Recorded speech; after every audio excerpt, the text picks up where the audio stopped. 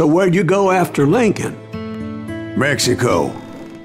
Until I realized nobody was looking for me. I ended up taking a job at the Rurales. The Mexican Rurales? I was hired to help them track down the Cowboys. The most vicious outlaw gang in Cochise County? Curly Bill Brocious? Johnny Ringo? Led by old man Clanton himself. They must have paid you a pretty penny to take them hombres on. Not really. But truth be told, I had my own reasons for going after those boys.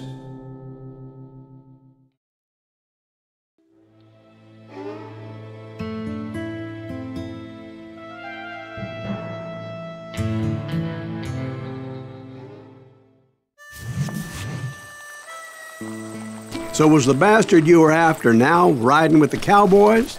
Roscoe Bob Bryant was his name. Oh. But no, this time it was a different bastard I was after. The aforementioned Mr. Ringo. And yes, he was working for old man Clanton. I came upon them robbing a stagecoach, which wasn't surprising, being they were such murderous thieves and bastards. The bandits wore red scarves, so I knew they worked for the old man. Over there! There! I did my best to help those poor passengers.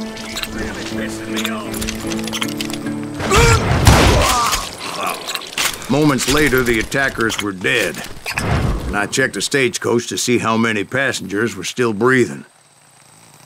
None. It was then I wondered if the rocks weren't hiding more bandits. Was that all of them? Or did I just hit the rear guard? I quickly got my answer. They attacked from on high like Apaches often do.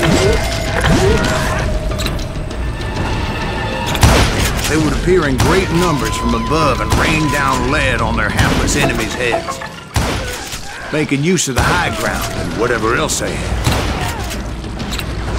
Yep, the Apaches always appeared out of nowhere, and there never seemed to be an end to it.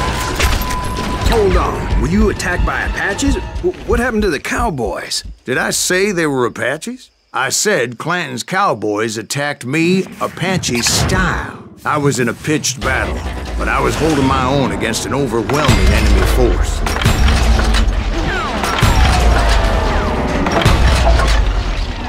See, at the time, I was still pretty green and would often blunder into regrettable situations. But I just kept shooting at anything I could see up in those damn rocks. I didn't see Ringo, but I knew he was with the Cowboys. He and Roscoe Bob had done me a dreadful wrong, and I was determined to have my revenge. But to get to Ringo, I knew I'd have to fight my way past these other assholes first. Stand and fight, you coward!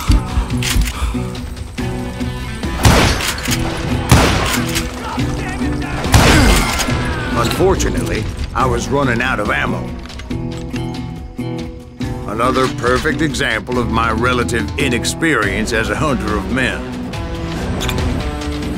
I immediately knew that a tactical retreat was called for, as my vengeful fury was much less impressive without the bullets to back it up.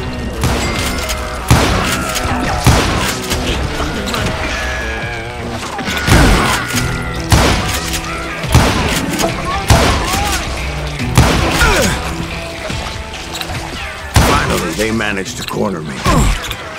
Trapped as I was, the odds of my survival seemed pretty slim. Luckily, serendipity was on my side as I suddenly spotted a way out of my predicament.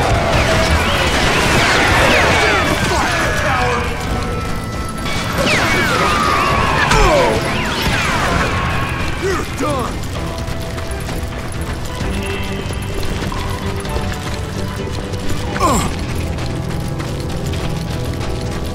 Where's he gonna run to now?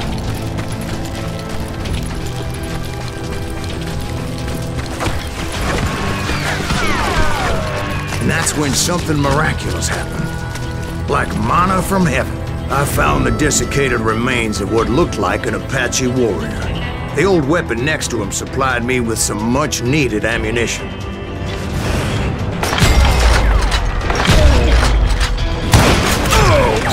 Masterson once told me it was more important to be lucky than good. And he would know.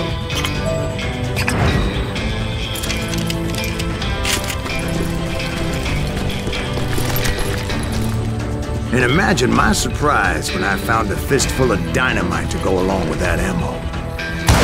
That stroke of good fortune evened the odds and bolstered my confidence. It was time to turn the tables. Time for the prey to become the predator.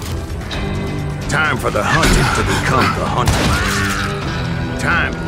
All right, Jesus, we get it. They were right where you wanted them. That's right, Jack. I was done running. And the old man's boys were not expecting that. No, sir. I came at them like a wildcat. My fury knew no bounds. It was finally time for that old man to pay for his sins.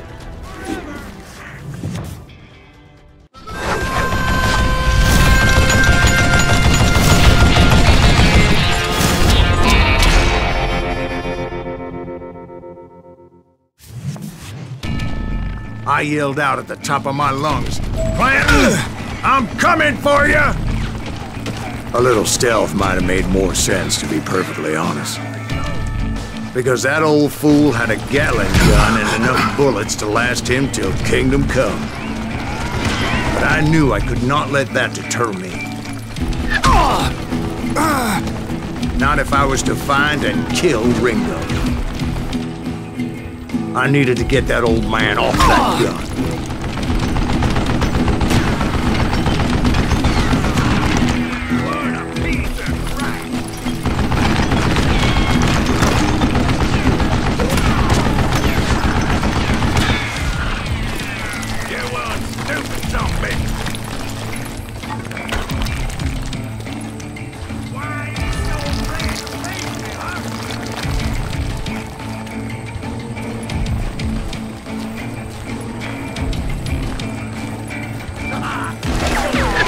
Most everyone thought it was the Ruales who had come up against him in Guadalupe Canyon, but it was just me. What I ever do to you? I still have all my fingers! I don't know how to live this long!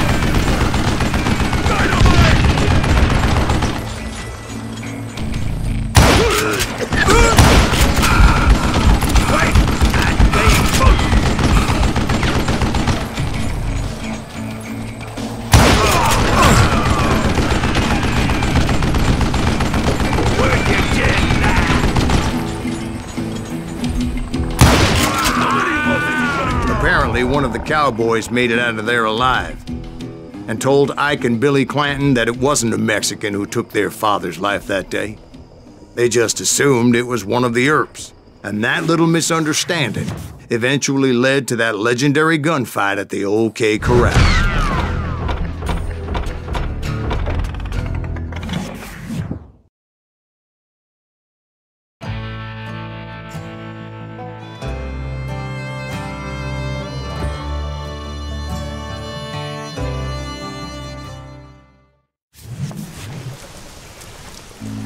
A few weeks after that dust-up at the OK Corral, I was still after Johnny Ringo. I had tracked him and the Cowboys to their hideout at a sawmill, and they were loaded for bear. So, what exactly did Johnny Ringo do to piss you off? Well, him and that other bastard. Roscoe Bob Bryant? Yep. They both deserve to die, and I promise I'll tell you why. But first I need to tell you about the Cowboys' new boss, Curly Bill Brocious. Herb's coming! Get ready, boys. Damn you!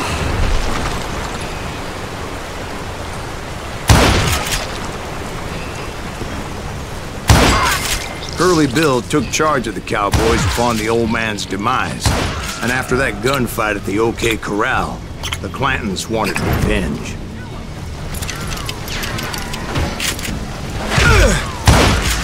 So they murdered Morgan Earp and grievously wounded his older brother, Virgil.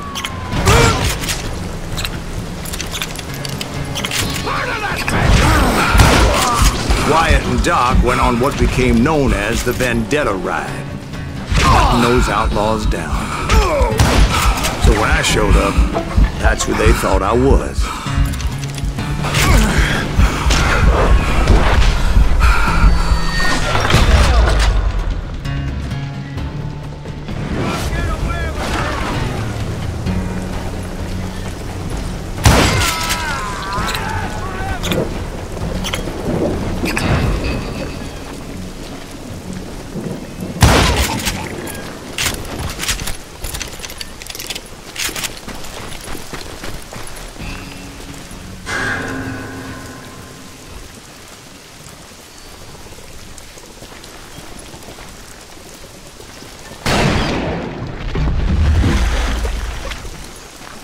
There were killers around every corner, all wearing red bandanas. That's how the Cowboys identified each other.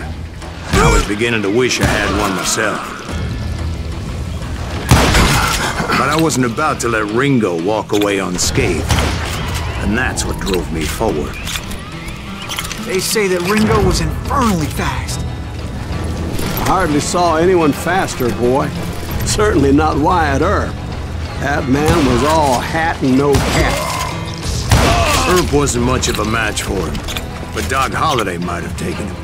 That Lunger should have kept his nose out of it. They never charged anyone for the murder of Morgan Earp. But everybody knew that Curly shot him in the back. That was common knowledge. Yeah, maybe so.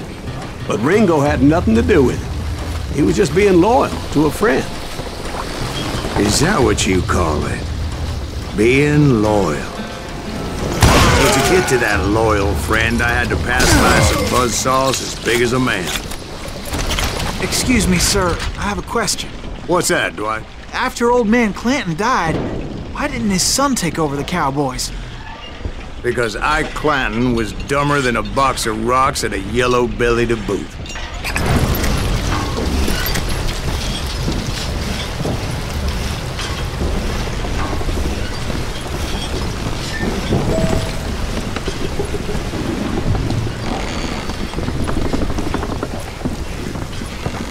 Now, where was I? Taking down the entire cowboy gang single-handed. Indeed I was, Jack.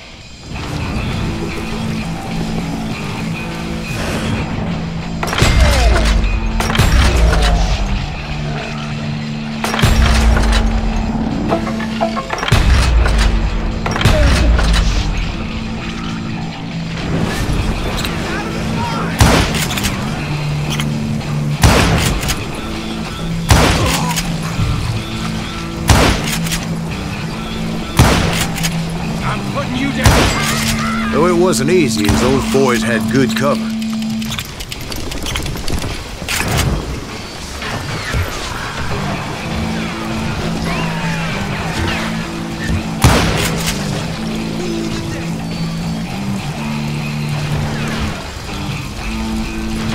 Kill him already!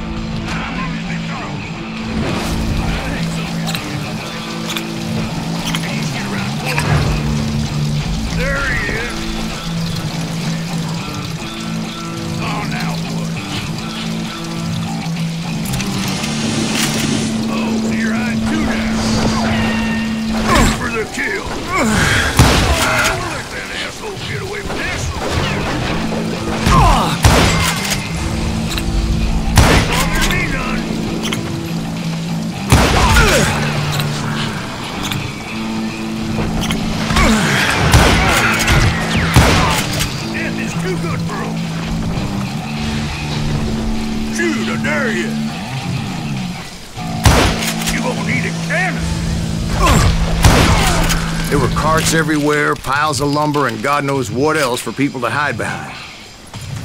That really was one hell of a sawmill. Quite an impressive operation.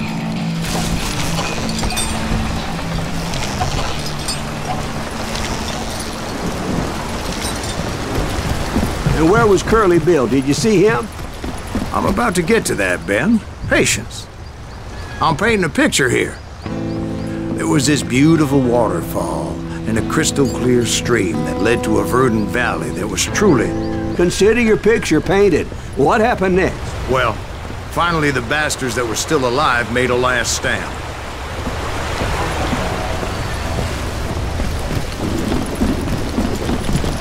Curly Bill, Johnny Ringo, and his compadres took off into the lumber yard, and I followed after.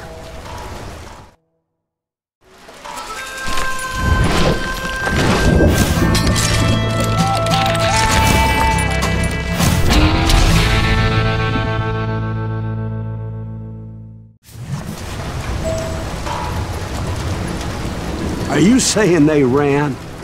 Cowardice was not in Ringo nor Curly Bill's nature. No, sir. I never said they were running scared. They just wanted me out in the open. Time to dance with the devil! You working for Wyatt Earp? Is that some bitch Earp said you kill me, you dead?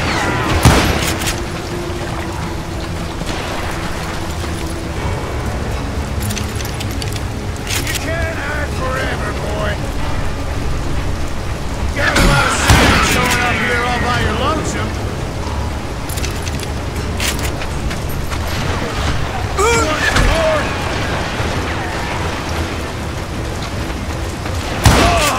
Kill that murderous cocksucker! Ain't my day to die!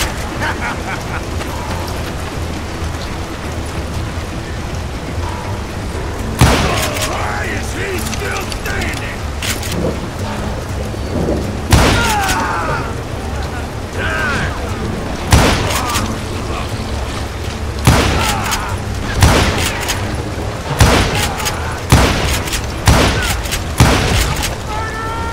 Brocious gave me no choice but to take his life. But Ringo was nowhere to be found. I knew you didn't kill Ringo, because he was found dead in a different location altogether. To this day, his killer is still unknown. Indeed. Took me a few months before I finally tracked his ass to West Turkey Creek Canyon.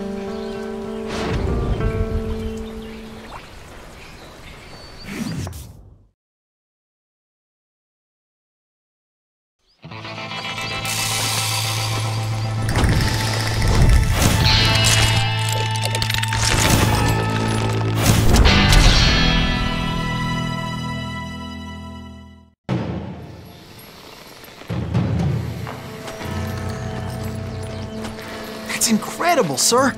I always thought that Doc Holliday was the one that killed him.